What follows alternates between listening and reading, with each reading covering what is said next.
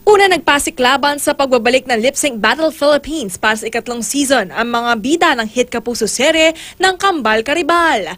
Kung noong nakaraang season ay magkakampi sina Miguel Tanfelix at Bianca Umali, this time ay magkalaban na sila. Si Bianca nag-ala Bruno Mars, habang si Kailin Alcantara bigay todo bilang Cardi B sa kanilang performance ng hit single na Finesse.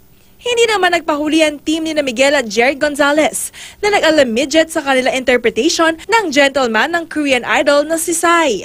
At ang unang champion para sa bago nitong season, ang team ni Bianca at Kailin.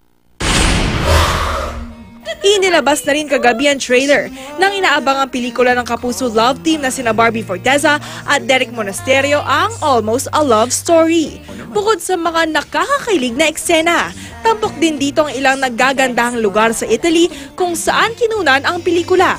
Tungkol ito sa magkababatang unang beses magkita ng personal matapos ang maraming taong pagkakaibigan sa internet. Katy Perry is back. Yan ay para sa kanyang concert mamayang gabi sa MOA Arena. Bahagi ito ng Witness Concert Tour ng pop star.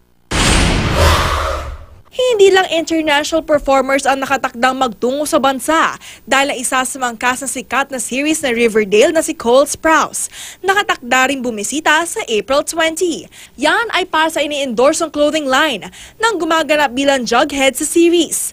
Dadalo siya sa 2 meet and greet sessions kung saan makakabonding niya ang fans.